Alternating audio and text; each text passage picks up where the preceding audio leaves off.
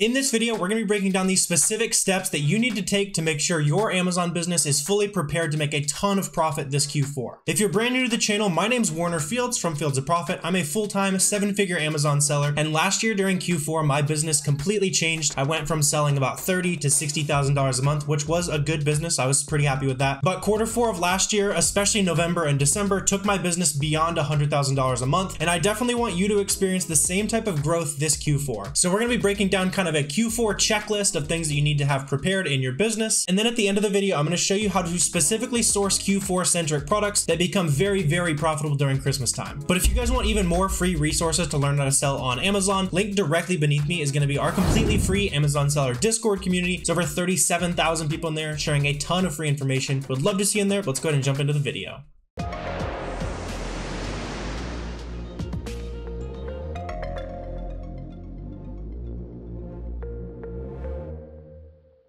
So the first thing I want to go ahead and talk about is how you're going to be able to fulfill all these orders during Q4. Now, I'm sure a ton of you guys are just like me and massively prefer doing Amazon FBA, which is where we ship it directly to Amazon. Then Amazon ships to the customers for us. They take care of all the customer service, any returns, anything like that. And that really helps free a lot of your time up. But during Q4, these warehouses are going to get super overloaded, especially this year as Amazon and most companies are having trouble hiring good employees. You should expect the Amazon warehouses to be super, super slow. And so what that means for you is the inventory that you're buying on Black Friday and, end of November inventory. Typically, you just go ahead and ship that stuff into Amazon. But for that inventory you're buying on massive sales, and especially inventory you want to buy during December, a lot of times it's going to make way more sense to sell those items via merchant fulfillment, which if you haven't done that before, basically it's FBA, except we're shipping directly to the customers. Think like selling on eBay, except doing it on Amazon. And so to make sure your business is prepared for that, I want to make sure you have a couple things in place. Number one, just get the supplies. So get a bunch of different size boxes, get tape, get bubble wrap, anything like that that's going to slow you down during Q4, because when we're in the thick of it, especially December 1st through like 20th, that range right there is going to be a huge percentage of your sales for the entire year on Amazon. So you do not want to be having to worry about buying the right size boxes and tape and all that kind of stuff. I made that mistake last year of just kind of buying boxes on the fly, and we almost missed getting some shipments out on time and all that kind of stuff. So prep beforehand. It seems pretty mundane, but make sure you've got the actual supplies ready to do merchant fulfillment to those customers. And the reason you should be ready to do merchant fulfillment, the reason it's worth the work, number one, you can't get the inventory to FBA on time. That's the obvious one. Number two is there's going to be a lot more of those sales being shared to merchant fulfilled sellers. Usually on Amazon, if there's an FBA seller and a merchant fulfilled seller and they have the exact same price, the buy box is going to be completely dominated by the FBA seller. Maybe the merchant fulfilled sneaks in a sale or two. But during Q4, the FBA inventory is going to be struggling. Almost everyone's going to be out of stock. And so that's going to create a lot of opportunities on those listings where not only is merchant fulfilling going to be,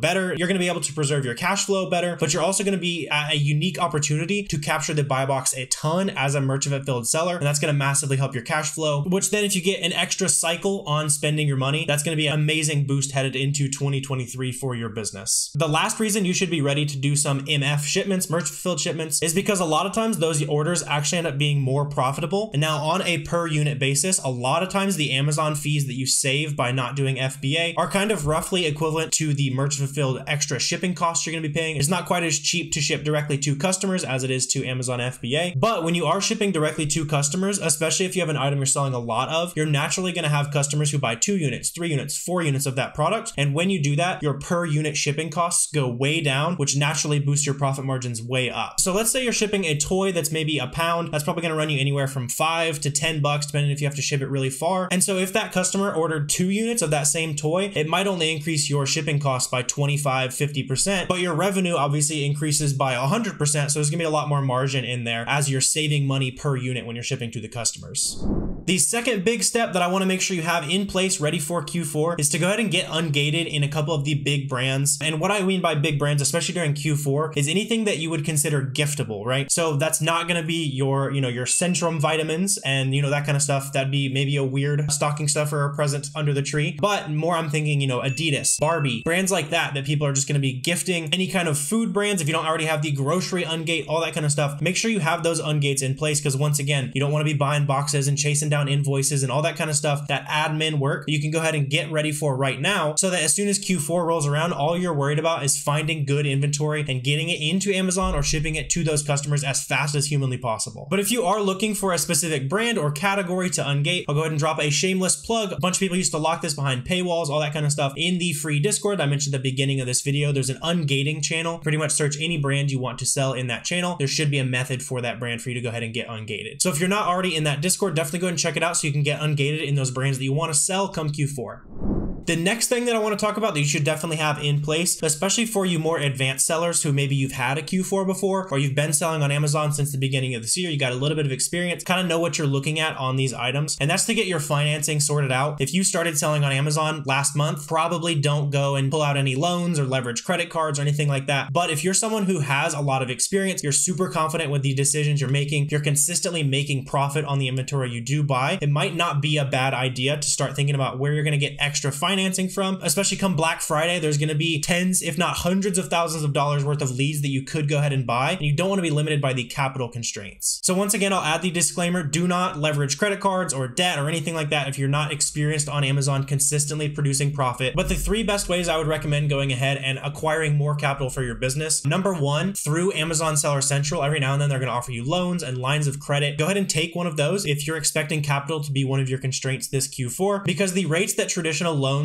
charge at compared to the amount that we can compound that is really, really small. There's a lot of arbitrage there. So, you know, your interest rate on your loan might be right now 10 to 13% is kind of what we're seeing at the time of recording this video. So you're going to pay 10 to 13% interest rate on, let's say, $100,000. But the first time you spend that $100,000, you're going to make 30% or so if you're buying good inventory. And so you can see how over the course of a year, you can compound that money 4 times, 6 times, maybe 8 times if you're really, really good. And so having access to that extra capital is really good. Once again, if you know what you're doing when you're buying products. So on top of those loans from Amazon, a lot of you guys might not have that offer or might not have a big enough offer. That's where I was last Christmas. I had built up the confidence, I knew what I was doing in my arbitrage business, and I needed a little bit of extra capital. So I kind of just fundraised at family Thanksgiving, like right before Thanksgiving. I recognized that there is a little bit of privilege involved in the fact that I could raise money from my family. I ended up giving myself like basically predatory loan rates just to, you know, help out the family, like help grow their money, as well as using it in my business. Because like I said, the rates that were charged on, you know, traditional loans, that kind of stuff, is not even close to the amount that we can generate on that. And so last year I did end up taking, I think it was like 25, 30 grand from a whole bunch of different family members, combined it all together. And that was able to boost my business a pretty good amount. Like I said, I was selling 30 to 60 grand a month. So that really added a lot to my capital base. So if you do have that luxury of having friends and family that want to invest in you, that is something worth considering. Once again, definitely only do that if you know what you're doing. And if you do have those Amazon loan offers, I would probably recommend taking those over friends and family. It's a lot easier to lose the money of like the biggest company in the world compared to your mom or dad, right? And so if you don't want to go the route of taking out any loans, the last thing I would recommend for you is the MX Plum. The MX Plum business, you can get a 60-day payback period compared to the normal payback period of 30 days. So if you really, really know what you're doing, you can manage your cash flow. Having the 60 days to pay off that inventory can be a really good way to leverage over what you have in cash. Once again, only do that if you have a lot of experience.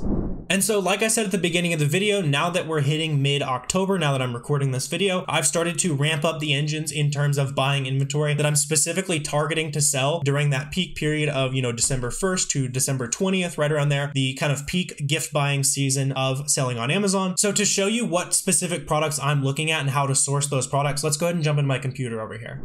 So this right here is a specific example of something that I would probably go ahead and pull the trigger on. And that is these items where, you know, on this particular example, Amazon is on it year round, except for right here during the holidays, right? So last year, you know, kind of around Thanksgiving time, Amazon started to have trouble staying in stock, and then boom, they went out of stock. And for the rest of the holiday season right here, this product that Amazon usually sells for like 12 bucks was selling for upwards of, you know, I see 30, I see 40 on here. Clearly there's a lot of people making a lot of money. You can even see down here on the SellerAmp charts that there at some points were no sellers or even just one seller on an item like this super popular Hot Wheels toy right in the thick of Q4. You know this product is selling a ton. And so on this particular example, Amazon is on it for most of the year. This also applies to products where Amazon is not normally on it, where you can just go ahead and zoom out on the Keepa charts or your SellerAmp charts, all that kind of stuff. And we can scroll back and see what happened last year. So right here, last year, once again, it wasn't quite as severe, but like December 6th or so, December 8th, Amazon started going out of stock, and they stayed out of stock until like December 18th. So once again, right there, during the absolute peak toy buying season, this product right here, this super popular Hot Wheels toy, was selling for 28 bucks, and you could have just turned around and bought this product for 13 bucks like a couple days before. So people were making pretty good money even if they had just bought this item specifically from Amazon. So be on the lookout for items where the prices typically go way up during December, you know, late November, early December, towards Christmas time. Products like this, you could just buy from Amazon and flip directly back on Amazon. That's not a huge percentage of what I'm doing. Most of the products that I'm sourcing specifically for Q4 don't usually have Amazon on them, but the prices do see this kind of drastic price increase, you know, think 25 to 50% of their normal price, where right now, if you find a good sale, especially coming towards Black Friday, there's going to be a bunch of awesome sales where you can buy, where maybe when you buy it, it's at a 50% ROI, or maybe it's even at a 20% ROI or 10% ROI. But you look back at the history of that item, and when the peak Christmas pricing hits, maybe then it's at 100% or 80% ROI. And so it becomes worth the risk when, you know, your worst case scenario right now, you're selling it for 10% ROI, but super consistently, the price goes way up and you're making an amazing ROI. And so if you kind of average out your risk a little bit there, it ends up being well worth it to kind of take a gamble, especially if you're very capital heavy right now, to go ahead and take a gamble on some of those products where the prices consistently shoot up, especially year after year. If you see the prices going up, look at the offers tab, all that kind of stuff. That can be a great way to add extra margin to your business during Q4. So I hope you guys enjoyed this video and got a ton of value out of it. If you don't already have a SellerAmp subscription so that you're ready to source profitable products for this Q4, make sure to go ahead and get a 2-week free trial down below. Let me know if you guys have any questions, comments, anything like that as we head towards Q4. Especially if this is your first Q4, don't be afraid to ask questions down in the comment section below. But I really appreciate you guys watching this video, and I will see you next time.